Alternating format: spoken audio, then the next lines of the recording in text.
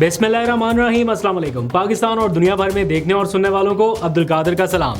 Late night vlog इसलिए क्योंकि कुछ लेटेस्ट अपडेट्स आ गई थी। पहले के व्लॉग में मैंने आपको बताया था कि पाकिस्तान तहरीक इंसाफ के कैंप से आवाज़ें उठ रही हैं कि एहतजाज की कॉल दी जाए, लेकिन अभी तक डिसाइड नहीं हुआ था। लेकिन जैसे ही वो व्लॉग अपलोड हुआ तो उसके कुछ देर बाद PTI की सियासी कमेटी ने ये अनाउंस भी कर दिया, डिसाइड भी कर लिया कि जुम्मे के दिन एहतजाज होगा। 18 अक्टूबर को एहतजाज की कॉल दी गई है और मुल्क गिर एहतजाज का फ़ैसला किया गया है।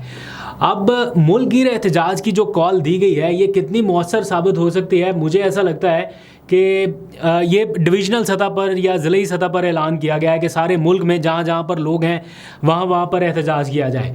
उससे हुकूमत को क्या फ़र्क पड़ेगा, उससे क्या ऐसा हो सकता है जो तब्दील हो जाए, या उससे क्या हुकूमत की सेहत पे फ़र्क पड़ेगा? मुझे लगता है कि बिल्कुल नहीं, क्योंकि एक कॉल जिससे लग रहा था कि हुकूमत को फ़र्क पड़ा है या हुकूमत के अंदरूनी हलकों में भाग दौड़ हो रही थी, राब्ते हो रहे थे, जिससे ये थोड़ी सी लग रहा था कि एफ़र्ट हुई है, वो वही कॉल थी जो डी चौक की तरफ दी गई थी। मैं नहीं कहता कि डी चौक की कॉल दी जाए, लेकिन इस तरह की कॉल के जनाब जो जहाँ जहाँ पर है मुल्क वहाँ पर एहतजाज कर ले। तरामीम तो हो रही है इस्लामाबाद में, इमरान खान बैठे हुए हैं रावलपिंडी अडयाला जेल में, मुलाकातें यहाँ पे नहीं हो रही। तो कोई अगर कराची में बैठ के एहतजाज कर रहा है, कोई बहावलपुर में, मुल्तान, फैसलाबाद, साहिवाल, लाहौर, कोई इन जगहों पे डिविजनल सतह पर या ज़िली सतह पर एहतजाज करेगा तो वो कितना मौसर साबित हो सकता है। मुझे लगता है कि ये शायद कॉल इसलिए दी गई है कि बहुत ज़्यादा प्रेशर जो है वो बिल्ड हो रहा है कारकुनान की तरफ से, और हर कोई कह रहा है कि एहतजाज की कॉल दें, एहतजाज की कॉल दें।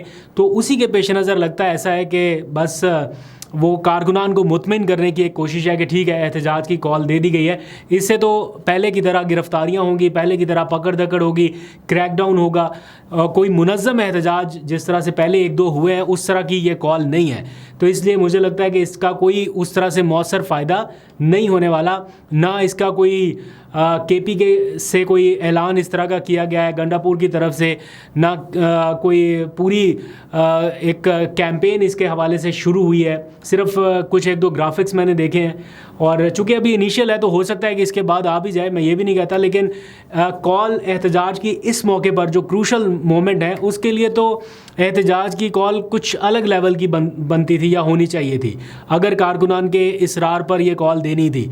लेकिन बहरहाल ये एक लेटेस्ट अपडेट थी, सोचा आपके साथ शेयर करें। आपकी अपनी क्या राय है, क्या इस कॉल से, इस एहतजाज से कोई फ़र्क पड़ने वाला है? दूसरी तरफ आईनी तरामीम के मामले पर ग्रैंड मीटिंग इस वक्त लाहौर में जारी है, जाते उम्रा में, और इस बार आसिफ जरदारी जो है वो एक्टिव हो गए हैं।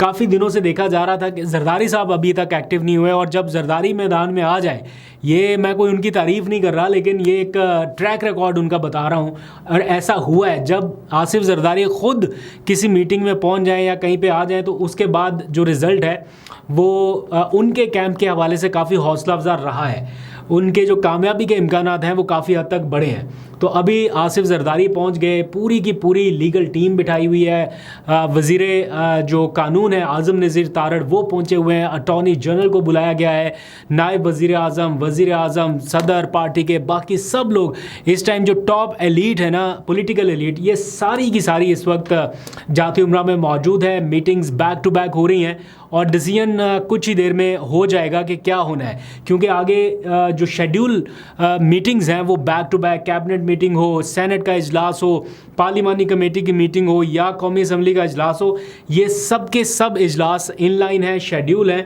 और जो विजुअल्स सामने आ रहे हैं मौलाना के और बाकी सब लोगों के, तो उसमें लग रहा है कि अब मौलाना जो हैं वो शायद इतना प्रेशर सस्टेन ना कर पाएँ, क्योंकि जब ये सारे बड़े लोग एक साथ में बैठ जाएं और मौलाना को बीच में बिठा लें तो फिर अब इस मीटिंग का कोई ना कोई तो रिज़ल्ट वो लेके ही निकलेंगे। बज़ाहिर ऐसा लग रहा था कि ये मुलाकात जो है वो मौलाना और नवाज शरीफ साहब की होगी या शहबाज शरीफ साहब साथ में बैठ जाएंगे, लेकिन यहाँ पर तो पूरी लीगल टीम, पूरा मुसवदा तैयार करने वाले कानूनी माहिरीन और सारी जो टॉप ब्रास है वो मौजूद है। बिलावल ख़ुद पहुँचे हुए हैं। इतनी मीटिंग्स करने के बाद तो लग रहा है कि अब 25 अक्टूबर से पहले पहले ये तरामीम वाला मामला हल हो जाएगा या हो जाएंगी तरामीम, क्योंकि पहले ऐसा लगता था कि मौलाना जो हैं वो ख़ुद भी चाहते हैं कि 25 के बाद हो, इसलिए वो टाइम लेना चाह रहे हैं, टाइम बारगेन कर रहे हैं। लेकिन अभी हमने जो 2 दिनों से देखा है, मौलाना साहब खुद चल के चले गए बिलावल के पास कराची में, ख़ुद वो पहुंच गए लाहौर में मीटिंग्स के लिए। तो मौलाना की ख़ुद की जो तेज़ियाँ हैं वो भी बता रही हैं कि वो भी शायद ये चाहते हैं, जैसे उन्होंने अपने एक बयान में कहा ना कि पहले पता नहीं कौन सी तरमीम करते वक्त 9 महीने लगे थे, अब 9 दिन तो दे दें यार। उन्होंने इस तरह कहा, तो 9 दिन तो 25 अक्टूबर से पहले हो जाते हैं। दैट मीन्स कि 9 दिन तो उनको आराम से मिल सकते हैं। अब कल का जो कौमी असम्बली का इजलास है, मैंने उसका एजेंडा देखा है, बताया गया है कि ये इजलास SCO समिट के हवाले से है या उसकी कामयाबी के हवाले से कुछ तकारीर होंगे या वटेवर। अभी तक एजेंडा में आइनी तरामीम वाला मामला नहीं है। और कुछ इतलात ये हैं कि फेडरल कैबिनेट का कल होने वाला इजलास भी मुलतवी किया जा रहा है, और कल जो आइनी तरामीम के हवाले से कमेटी का इजलास है वो अहम होगा। और 12:30 बजे पहले वो इजलास बुलाया गया था, अब उसको ज़रा पहले कर दिया गया है 11:30 बजे। इसी सारी सूरत हाल के दौरान कुछ खबरें चल रही हैं टीवी चैनल्स के ऊपर पाकिस्तान तहरीक इंसाफ के कुछ अरकान के मिसिंग होने के हवाले से, कि ये जो अरकान हैं ये मिसिंग है, चाहे वो सेनेट के हों या कौमी असम्बली के हों, उनका राब्ता पार्टी से मुनक़ता हो गया। इस किस्म की खबरें सोशल मीडिया के ऊपर भी बहुत तेज़ी से चल रही हैं, और कुछ टीवी चैनल्स के ऊपर भी मैंने देखा कि बता रहे हैं कि 3 MNAs जो हैं उन्होंने राब्ता ख़त्म कर दिया पार्टी के साथ, और अब बताया गया है कि 2 सेनेटर्स का राब्ता जो है वो भी मुकम्मल तौर पे कट ऑफ हो चुका है। और मीनवाइल जो अख्तर मेंगल हैं बलूचिस्तान के BNP के, उनके 2 सेनेटर्स हैं। अख्तर मेंगल ने खुद रिज़ाइन कर दिया था और उन्होंने अपने सेनेटर्स से भी कहा था कि वो भी स्टेप डाउन कर लें, वो भी इस आइनी तरामीम का हिस्सा ना बने। और अब उनके जो पार्लियामेंट लॉजेस का जो उनका रिहायशी एरिया है या पार्लियामेंट लॉजेस में जो उनका फ्लैट है, वहाँ पर छापा मारा है पुलिस ने। और वहाँ पर जो मनाजर हमारे सामने आए हैं, हमने देखा कि इस्लामाबाद पुलिस के साथ कुछ अहलकार मौजूद हैं, छापा मारा। और इस पर अख्तर मेंगल ने ट्वीट करके बताया कि उनके 2 सेनेटर्स, जिनमें से एक सेनेटर उनके बेटे समेत गायब हैं, उनका कोई अता पता नहीं है, और एक अपना डायलिसिस कराने के लिए हॉस्पिटल में गए थे और वो भी अब ट्रेसेबल नहीं है, यानी उनका भी कोई राब्ता नहीं हो रहा। दूसरी जानिब मैं अभी शेख वकास अकरम की गुफ्तगू सुन रहा था, हामिद रज़ा की गुफ्तगू सुन रहा था टीवी चैनल्स के ऊपर। तो हामिद रज़ा जो बता रहे हैं कि उनके लोगों के साथ क्या कुछ हुआ, अभी तक जो डिटेल्स आ रही हैं वो कह रहे हैं कि हमारे पास एविडेंस मौजूद है, हमारे पास रिकॉर्डिंग्स मौजूद हैं, हम सुनाएं क्या, बताएं क्या लोगों को, तो बताएं ना, आप दिखाएं ना क्या रिकॉर्डिंग्स हैं, लोगों को पता चलना चाहिए। मैं ये नहीं कह रहा हूँ कि आपके पास कोई रिकॉर्डिंग नहीं है या आपके पास कोई प्रूफ है ही नहीं, ज़रूर होगा। ऑब्वियसली लोगों को ट्रेस किया जा रहा है, लोगों को ट्रैक किया जा रहा है, उनको अप्रोच किया जा रहा है, कोई फ़ोन कॉल होगी, कुछ ना कुछ, कोई ना कोई राब्तों का रिकॉर्ड तो होगा। लेकिन this is the right time कि आप लोगों को बताएं कि क्या राब्ता हुआ, क्या ऑफ़र हुई, किसकी क्या कॉल रिकॉर्ड है।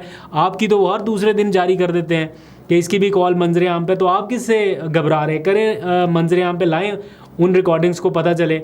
फिर वो जो उन्होंने डिटेल बताई कि उनके जो लोगों के साथ, उनके अहले खाना और उनके बच्चों के साथ क्या हुआ, वो तो सुन के दिल दहल जाता है। उसका मतलब आई होप कि वो सब ठीक हो, उनकी फैमिलीज़ मेम्बर्स सारे खैरियत से हों। एक आइनी तरमीम के लिए क्या काजी फ़ाइज़ ईसा साहब कहीं बैठ के ये सोचेंगे किसी वक्त में कि उनके किए हुए एक फ़ैसले से, जो कि मालूम था कि आर्टिकल 63A का फ़ैसला हुआ तो उसके कॉन्सिक्वेंसेस क्या होंगे, लोग दरबदर हो जाएंगे, लोगों के साथ क्या होगा, लोग उठाए जाएंगे।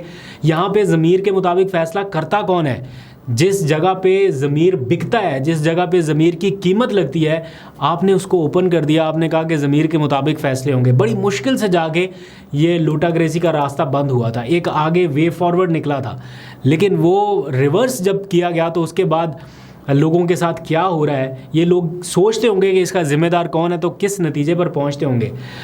आई प्रे एंड आई होप कि सब ठीक ठाक रहे।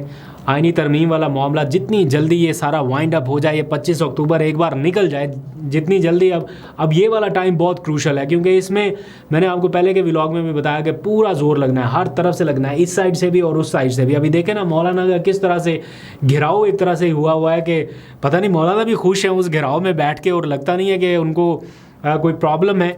या जिस तरह वो टीवी पे बयान देते हैं कि वो मुसवदा पहले भी मुस्तरद था, वो आज भी मुस्तरद है। मुझे तो लग रहा है कि मुसवदा वही वाला कहीं ना आ जाए निकल के, जितने मौलाना साहब खुश दिखाई दे रहे हैं और बाकी सारे लोग जितने हैप्पी फैमिली की तरह बिहेव कर रहे हैं, तो कहीं PTI एक बार फिर तो ट्रैप नहीं हो गई। ये क्वेश्चंस बहुत सारे हैं, लेट्स सी, आपको अपडेट करता रहूँगा। ये क्विक अपडेट व्लॉग था, मैंने कहा कि पहले वाला व्लॉग तो मैंने किया अपलोड, लेकिन उसमें इन्फॉर्मेशन एडिड नहीं है, तो जो लेटेस्ट है वो आपके सामने रख दी जाए। बाकी डिसीजन आपने करना है। एहतजाज के बारे में आपकी क्या राय है, इस्लामाबाद में भी एहतजाज की कॉल दी गई है, लेकिन चूंकि ये कोई ऐसी मौसर मुनज़्ज़म कॉल नहीं है कि सबको इस्लामाबाद पहुंचना है, जो सारे इधर उधर कहीं ना कहीं प्रोटेस्ट कर रहे होंगे उससे हुकूमत को कोई फ़र्क नहीं पड़ने वाला। मुझे ऐसा लगता है। अपनी राय ज़रूर दीजिएगा। अभी तक के लिए इतना ही।